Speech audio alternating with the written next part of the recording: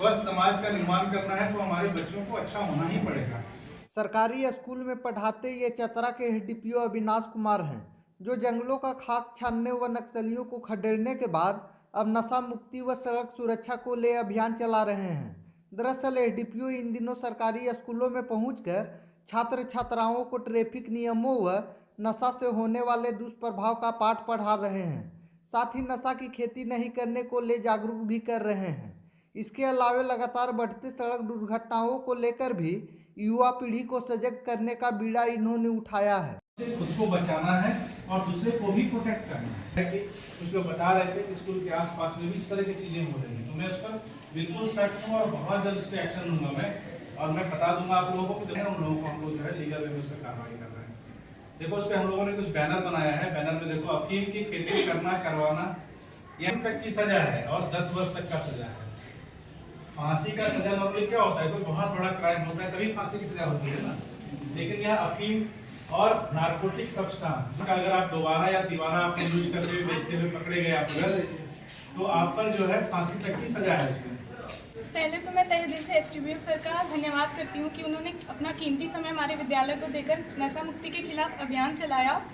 जैसा कि हम सब जानते हैं, नशा हम जैसे बढ़ते बच्चों के लिए बहुत ही हानिकारक होता है। ये समाज और हमारे जीवन को पूरी तरह से विध्वंसित कर देता है।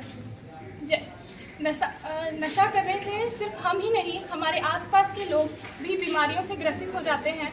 हमारे आसपास हमारे सोसाइटी में भी बहुत सी ऐसे लोग हैं जो नशा का सेवन करके सिर्फ अपने आप को ही नहीं दूसरों को भी हानि पहुंचा रहे हैं। आज हम लोग सड़क सुरक्षा के नियमों का पालन को लेकर के आज बॉयज़ स्कूल में आए हुए हैं, और बॉयज़ स्कूल में आज क्लास 11 के बच्चों को उसमें जागरूक किया गया है। ट्रैफिक के नियमों का पालन करने हेतु इन लोगों को समझाया गया है कैसे बच्चों को 18 साल से नीचे के बच्चों को न तो ड्राइविंग लाइसेंस बनाने का ये है और न ही इन्हें बाइक या स्कूटी चलाने के लिए कानून में प्रावधान है। इन लोगों को यह भी समझाया गया है कि अपने घर में अपने गार्जियंस को जो विदाउट हेलमेट या विदाउट सीट बेल्ट ये गाड़ी चलाते हैं या ट्रिपल लोडिंग करते हैं, ओवर स्पीड करते हैं और ट्रैफिक के नियमों का पालन नहीं करते हैं, तो उसमें कैसे एक्सीडेंट होते हैं और उसके दुष्परिणाम क्या क्या हो सकते हैं, उन सारी चीज़ों को विस्तार से आज बॉयज़ स्कूल में बताया गया है।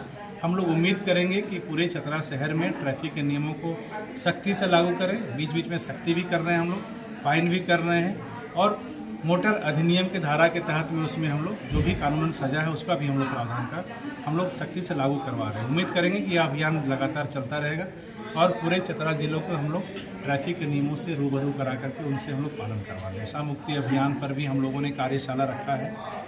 बॉयज़ स्कूल के बच्चे और बच्चियों को हम लोगों ने इसके दुष्प्रभाव को हम लोगों ने बताया है। साथ ही कोटपा के तहत में हम लोगों ने यह भी बताया है कि स्कूल प्रांगण के 100 मीटर की दूरी में कोई भी इस तरह के जो नशीले पदार्थ हैं उसका बिक्री करना या करना पूर्णतः गैर कानूनी है और पुलिस बिल्कुल सख्त है। हम लोग धारा 77 और 78 में इस पर हम लोग कार्रवाई करके FIR भी दर्ज कर रहे हैं। तो हम लोग सभी बच्चों को नशा से दूर रहने के लिए हम लोग सलाह दे रहे हैं। यह वर्कशॉप हम उम्मीद करेंगे कि काफ़ी प्रभावी होगा, बच्चे काफ़ी पॉजिटिव हैं और चतरा जैसे जगह के लिए यह बहुत ही कारगर होगा कि अगर हम नशा मुक्ति अभियान में सारे बच्चों को जोड़ पाए, क्योंकि हमारे बच्चे ही देश के भविष्य हैं। अगर यह ठीक रहेंगे तो हमारा देश ठीक रहेगा और भविष्य ठीक रहेगा।